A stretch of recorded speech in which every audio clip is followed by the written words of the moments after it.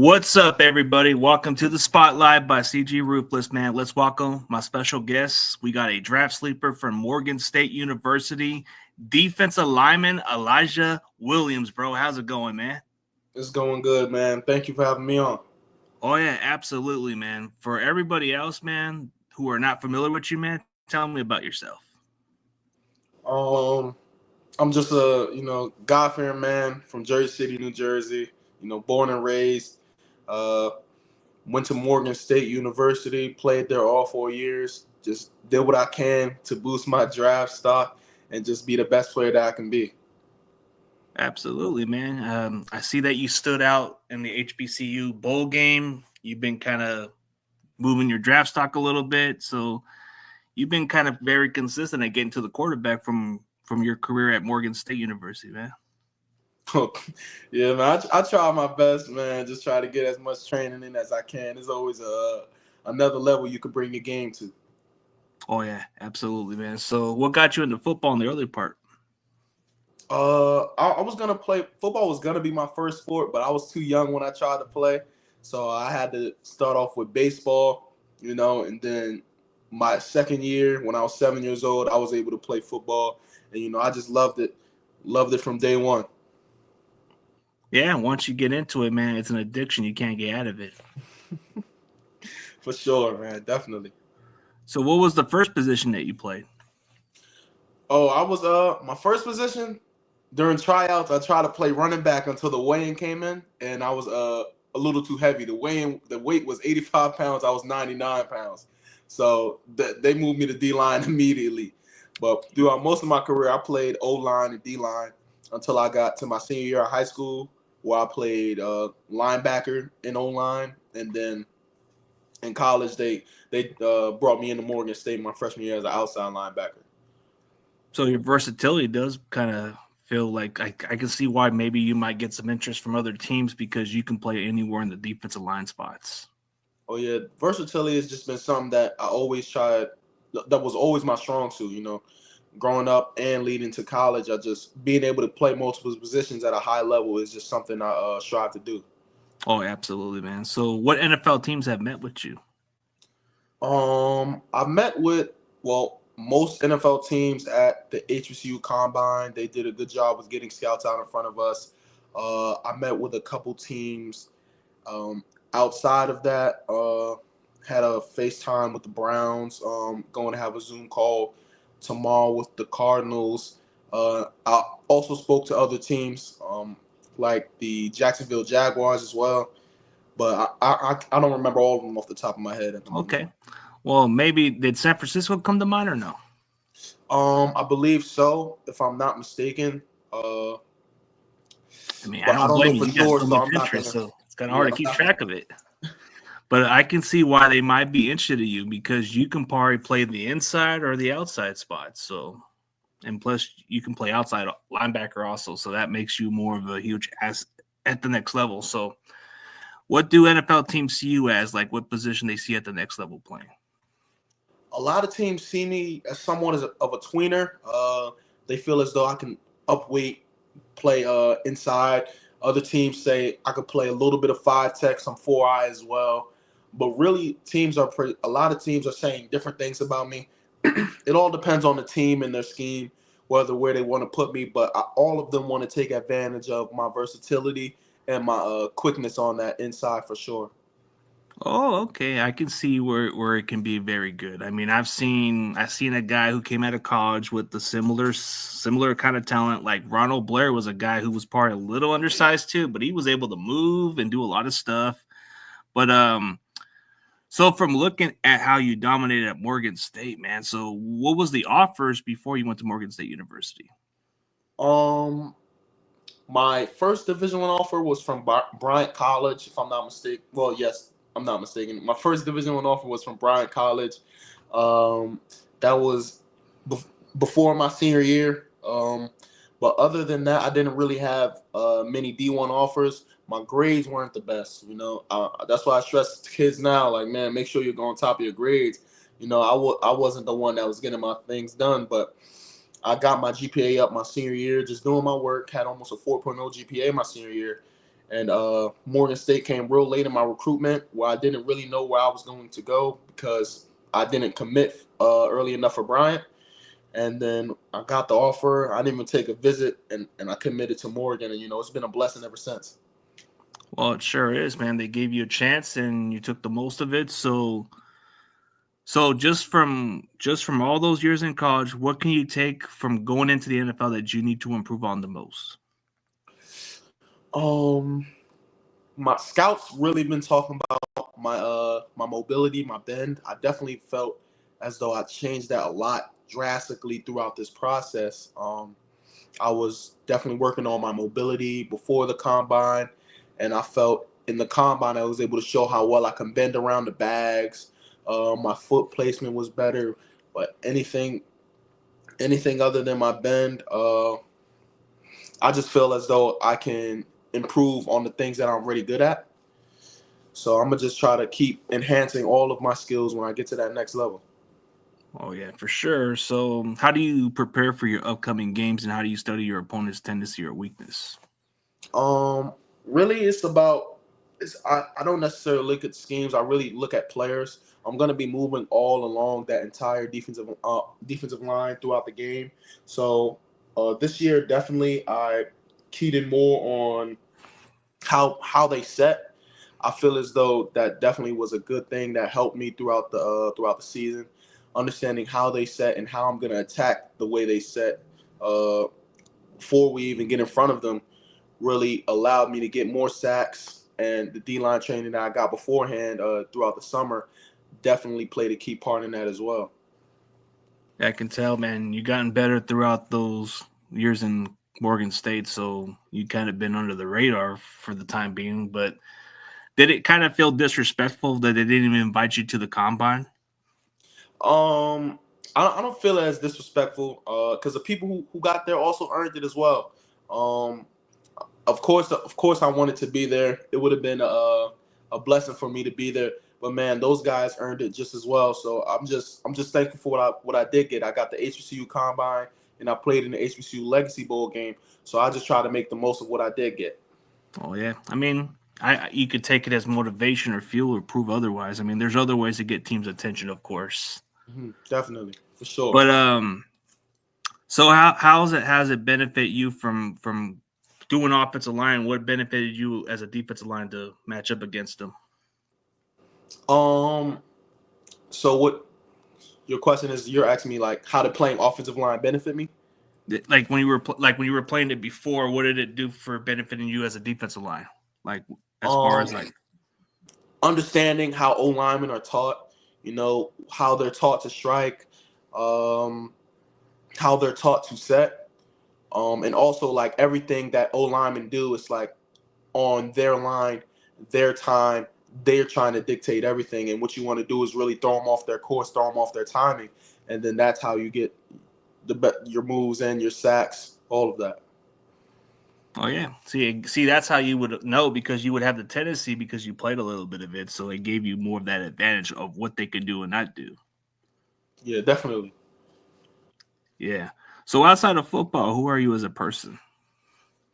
Um, First and foremost, a God fearing man, a family guy, caring guy, really just a genuine person. I don't really try to let anything change me from being who I am at my core. And I just really go about each day being grateful for what God has given me. Some people are wish they could have the stresses that I have. Some people would change their life for yours in a heartbeat. So I just try to be grateful through or everything that goes on, whether I'm up or and especially when I'm down.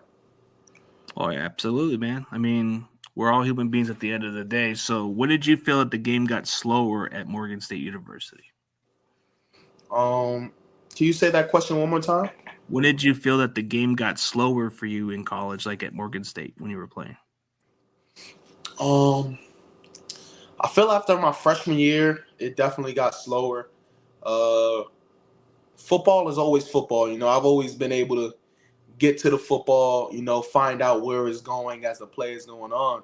But really being able to dissect what happens, that definitely came along my sophomore year. And after that, it really just because my sophomore year I made a crazy jump from my freshman year. I had 9 sacks in my sophomore year, and this is before I got any D-line training. And it's just because the game was just so simple to me now. It was so much easier for me to understand, especially when you have great coaching staff. Morgan State gave us a great coaching staff, and they really worked hard to develop us. So shout out to all my coaches at Morgan State because they did a great job as well. They gave you a chance also, so that's what really kind of matters. I mean, it's rare for some college players to just leave a program nowadays. Like now they just get the transfer portal, but what made you stay loyal to Morgan State University? I've always been a loyal guy, even in high school. When people are saying, "Man, you should transfer schools," it's just not something that I do. If I start something, I want to finish it. I work hard to finish it and work hard to make it the best thing that I could possibly make it. I wanted to win a championship at Morgan State, and I wanted to better the program. I feel as though I helped to better the program with a lot of guys that came in my class, but we just weren't able to win a championship. Morgan State has a special place in my heart that is never gonna leave. Wherever you play at, you leave a mark, you leave a legacy. But whatever you did at Morgan State, you're already becoming one of their top best sack leaders in team history. Hmm. That was a great moment. I remember that like it was yesterday. Definitely enjoyed that, man. Had a lot of fun with my guys. First time I celebrated too. I don't really celebrate in the game, but yeah, I had to celebrate with my guys that time. So even when you got a sack, do you have a celebration dance for that or no? Nah, I don't have a celebration dance. I never really had one. I never been the guy to celebrate. I just always been like, man, let's get to the next play, man. We still got a game to win. What's the point of celebrating? We ain't win yet. Oh, so you just focus on the prize is what you do. Oh yeah, for sure. Oh, I like this question. What position D line do you feel more comfortable playing in, and can you share us with why? This is interesting. Yeah, that I get asked even when the scouts are asking me this question. I genuinely felt comfortable anywhere on that D line. I guess it's because I've been moving around so much at Morgan State. Everything just feels natural to me. It feels comfortable, and I enjoy playing it. But also, depending on the situation, I could say I might want to bump outside here, or this guy see this matchup, let me bump inside. But in terms of comfortability, man, I feel comfortable on that entire defensive line. I'm pretty sure, man. I've seen some of the highlight tapes or your matchups. You usually do well on the inside mostly, or other even at times outside. Hmm. Like Yeah, I don't know what it is, man. You just have a knack for just bull rushing people down. yes. So that bull rush is fun. You can't do it too many times, or you be gassed for the rest of the game. But man, it's I don't know. It's nothing better than like just being able to run through somebody and they can't stop Yeah, it is. It's got to be a good feeling, man. And then especially you're giving quarterbacks thoughts like they're just thinking, look behind their back, like, oh man, I can't believe this guy's over here. you. Yeah, definitely. When they're looking out for any D lineman, it's like it makes it better on the back end as well because now the quarterback's getting jittery. He might throw up a prayer because he thinks somebody's breathing down his neck. Oh yeah, absolutely, man. So who do you model your game after, like watching film or all that emulate stuff that you look up to? Um, Brandon Graham, he's definitely one of those guys. Because I grew up an Eagles fan. Me and my pops, some of my best memories of my pops is going out, spending time, going to Applebee's or something, getting some wings and milkshakes and watching a football game. So Brandon Graham, he's definitely somebody I'm out of my game after because I feel as though he plays similar to me or I play similar to him, especially when it comes to power. Strong, powerful guy, and he's still able to play inside or outside. He's a very versatile football player, and I feel as though like that's one of those guys that I'm really like, man, I could do that. He reminds me of me, and I want to be like that, if not better.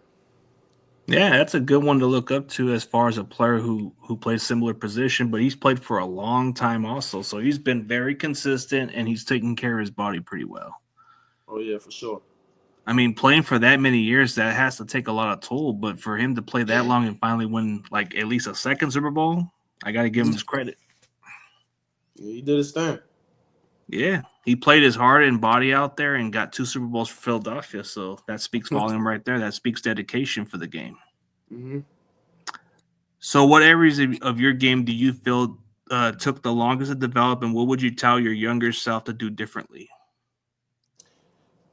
I feel as though my pass rush uh took the longest to develop.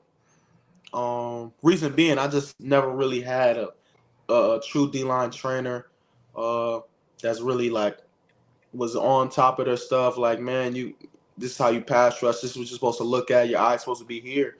So getting that before my senior year uh helped me out tremendously. I was able to go from 7 sacks my junior year to 11 sacks my senior year, and it's like, man, if only have gotten it sooner. Who knows how good I could have been then?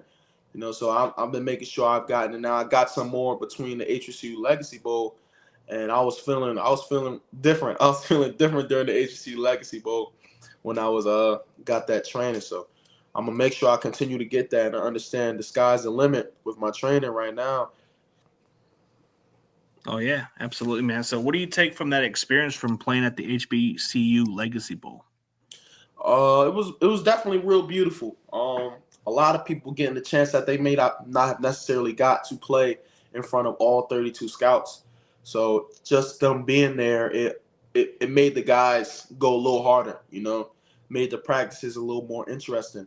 So I really appreciate all the scouts that were there. I really appreciate the HBCU Legacy Bowl as well because I was able to show off my talents in front of them. They did also a lot of great things for us, a lot of bonding. They gave us a lot of good gear.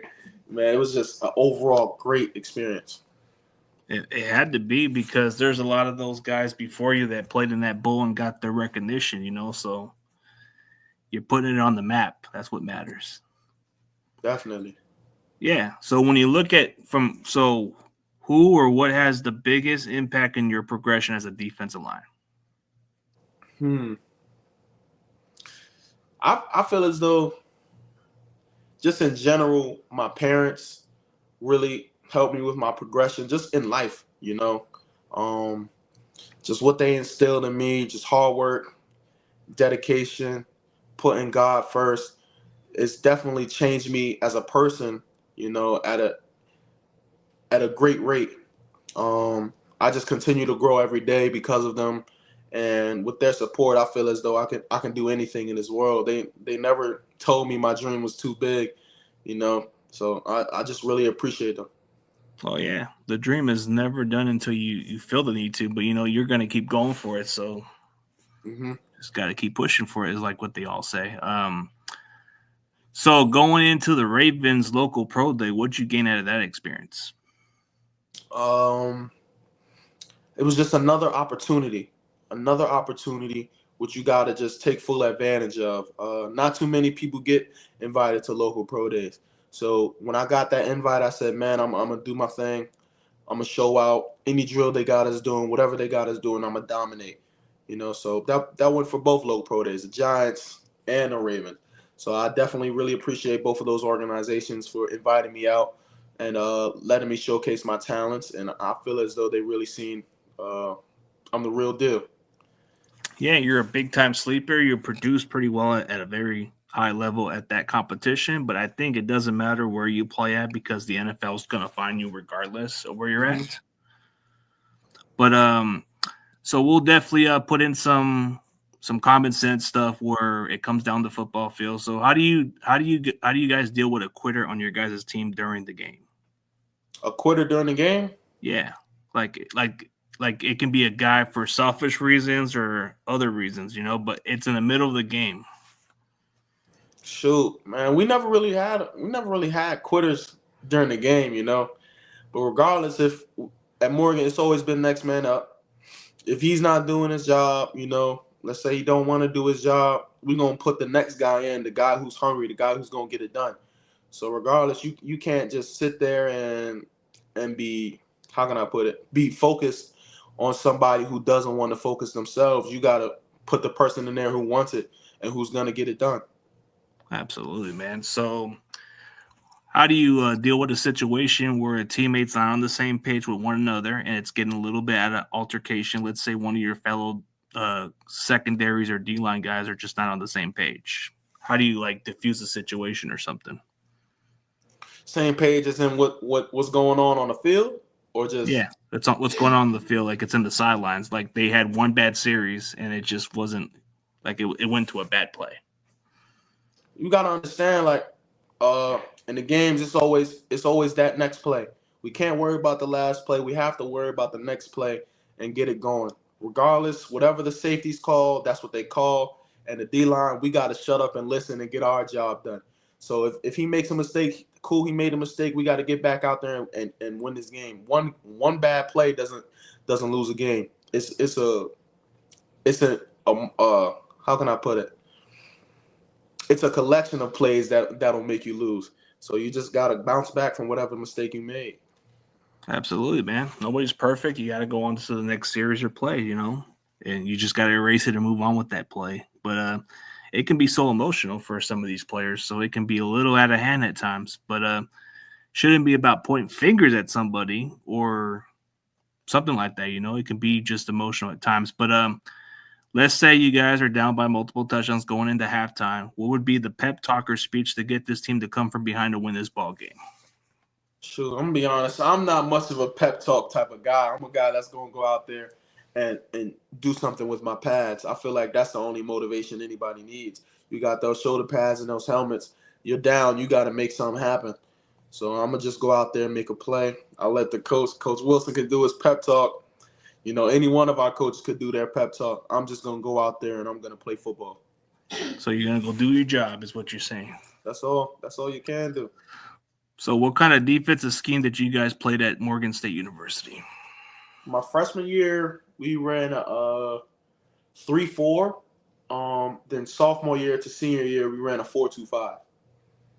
Okay.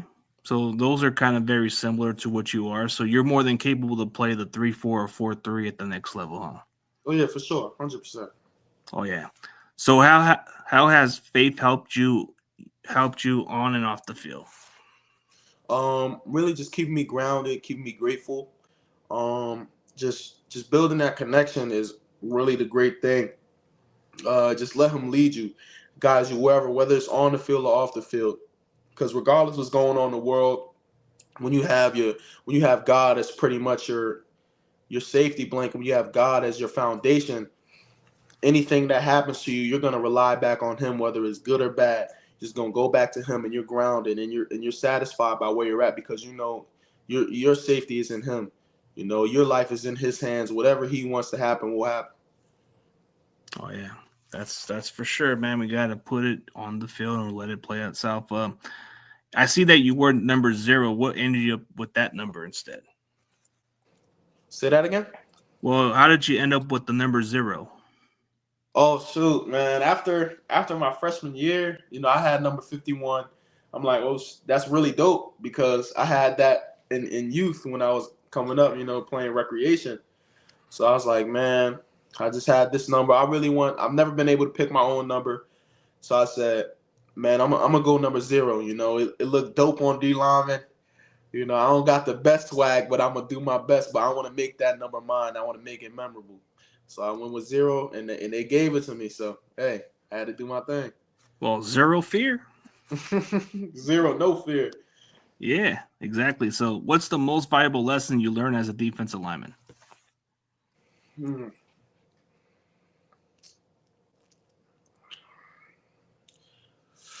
Really, to trust others. If you got somebody, you say you rock with them, you say you love them, you gonna trust them.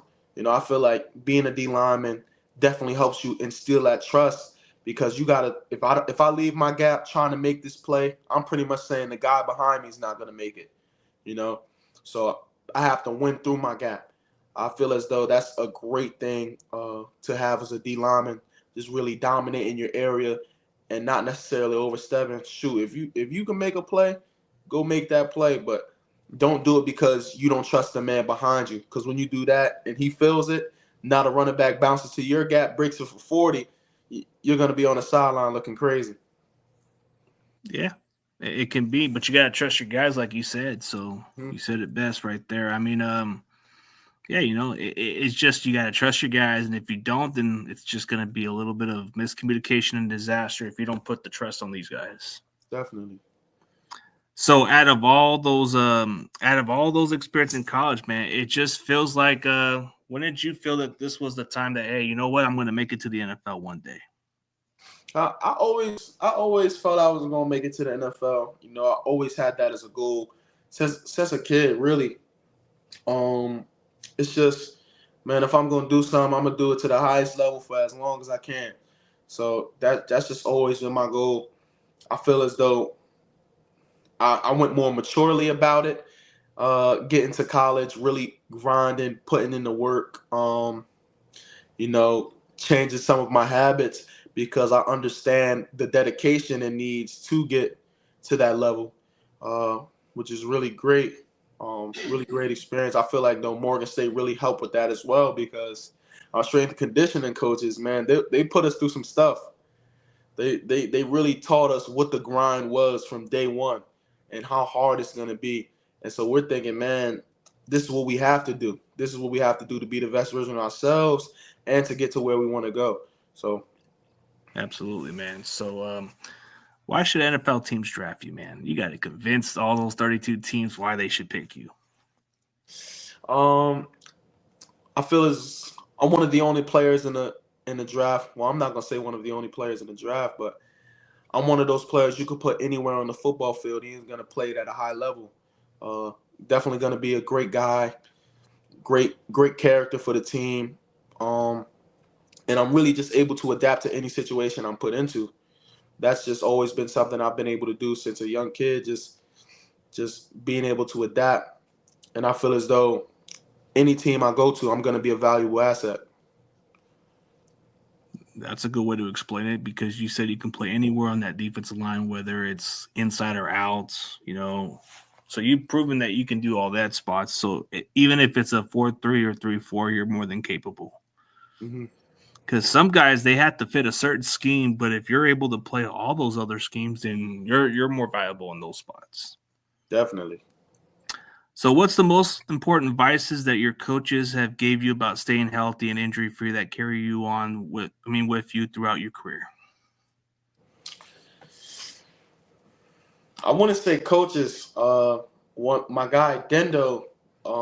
Shout out to him. I remember I seen them like in the treatment room, because they were upperclassmen. They was just always in. I'm like, and they always in the treatment room. They like, you're not gonna get no treatment. I was like, nah, I'm not gonna get no treatment. I'm good. And like, man, you got to get it early. Like, do the preventative medicine and stuff like that. Treatment isn't just for when you're hurt. It's just to prevent you being hurt. So I definitely took that more serious junior year, senior year, just to really keep my body right so that I don't have these injuries, so that I stay injury free. So shout out to all my upperclassmen that showed me the way. Absolutely, man. At least it got you to be durable. So what's like your backup plan, like in college major and all that? Uh, Marketing. I really always wanted to be a business owner. I wanted to have my own business, definitely my own property, and I just felt as though me being able to market my business would be the best. You could have a great idea, but if other people won't buy into your idea, then what's the point of it? So I felt marketing will be a great thing for me to understand, like consumer habits and stuff like that, in order for them to want to engage with my business. But other than being my business owner, definitely want to own land, get into some real estate. It's just some talks that I've always had with like my mom and stuff and my siblings. It's just a dream of ours. So I'm gonna get into that. Yeah, at least that's a good backup plan. So it's always another good. It's always good to get ahead, but football's the main priority, of course. I mean, with teams having so much variety, see, this guy asks the good questions. Are you using film or data to guide those adjustments? If so, what are the key changes you've made and why? Um, I'm trying to read it. My phone. My phone's so small. Like, like study the films and all that other stuff, and how did you make the adjustments and all that other stuff, and why? Um,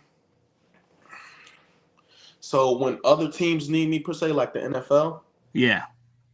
uh, no, I haven't been studying all the teams, film like all their schemes, what each and every team does. I just know that I know basic football. Like you're not going to get too far from a 4-4-2-5 to a 4-4-3, 3-4. You're never going to vary from that. So I really just understand like whether I get into this, I gotta buy into that position. Whether they want me to play 4 eye, I gotta buy into it.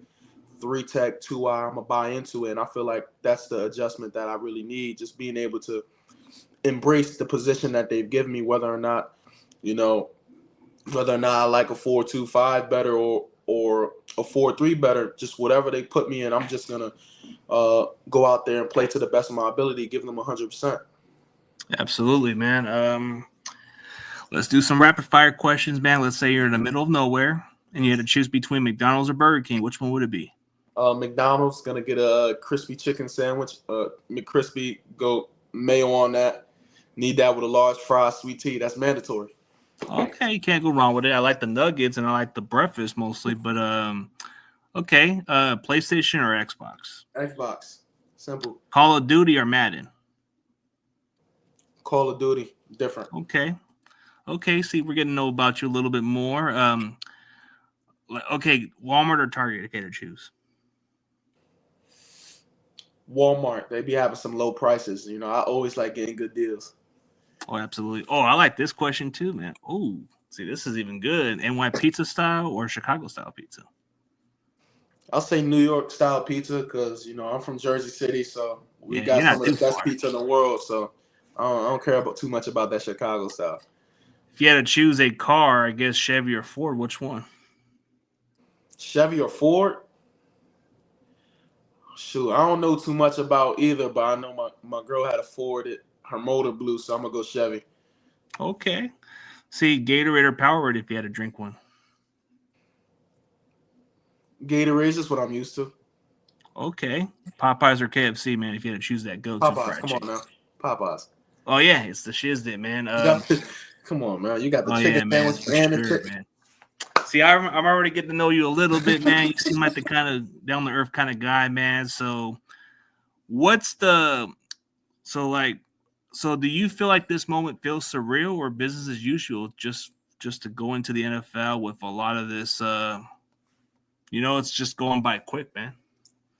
I feel as the work itself is business as usual, but I feel as though the situation I'm going into, like having the opportunity to be on an NFL team, having the opportunity to be drafted, that's more surreal to me. The work is always going to be work, but man, the situation's changing. It's something that you'll never get back. So I just appreciate it. Okay, so what would you learn from, like, let's say hypothetically you go to the Eagles, right? What would you learn from those guys like Jalen Carter and Jordan Davis and those other guys, man? What would you learn from those guys? Hmm. How can I be the best teammate on this team? Help pretty much? How can I help out the guys around me the best I can on this team? What are the things that these other people need? Each team is different. Each person is different. How can I figure out a way to help each and every one? Oh yeah, for sure, man. See, that's how you'll be a sponge. You'll learn, and it'll probably get slower for you eventually at that point. But I guess we'll add one more rapid fire question: horror or comedy films? Comedy. I can't watch too much horror, man. That's not for me. I like comedy, bro. See, I can't even stand those horror films because it's scary, man. I can't even get to it. But like as far as like if somebody had to made a movie about you, man, which actor would portray you, and what musician or the musician would do the soundtrack or something? Like if somebody had to play your life story. Hmm. What song would I use? Uh, Shoot. Hmm. I don't even know. I don't even know. Uh, probably never would have made it. Never would have made And it. who would portray you? Who would play you as as an actor? Who would play me? Oh man, a lot of people be saying like I look like Michael B. Jordan and stuff like that. I get that a lot, So I might just go him. They say we got like the same beard and Okay, stuff. Michael B. Jordan just being a little bit bigger and all that. Yeah, he gonna have to bulk up a little bit, but he'll be Okay, all right. Michael B. Jordan would probably be a good fit. He'd probably have that life story like he had on the Black Panther movie and all those other ones, that boxing one. But yeah, I can see a little bit of it. But yeah. But speaking of all that, bro, I definitely appreciate your time, bro. I know it's going to be worth all that hard work, bro. That dream. So, what's the plans going into the draft that you have going forward? Right now I'm just training. When that draft time comes, I'm gonna spend that week with my family. Just giving them time. I just really chilling with them because being away at college, you don't really get to spend a lot of time with your family. Just enjoy the moment with them. So I'm definitely gonna take advantage of that. Oh yeah, for sure. And for everybody else, tell me where they can find your social media platform. You can find me on Instagram, bands on E underscore. I made it in eighth grade, guys, so don't judge. I just never changed it. It's BANDSONE underscore. Okay. For everybody else, man, here's a draft sleeper from Morgan State University, man. Elijah Williams, man. Y'all better watch out, man. He's gonna outwork you. He's gonna make you pay, and y'all better watch out for this kid, man. Because I'm definitely gonna root for you to succeed, bro. Whether it's in San Francisco, maybe we make a second appearance. But if it's those other 31 teams, bro, I hope you have a great, long, successful NFL career at the end of the day. Thank you, man. I really appreciate it, man. Thank you for bringing me on. Oh yeah, anytime, bro. I definitely appreciate it. And for everybody else, thank you guys for tuning in. And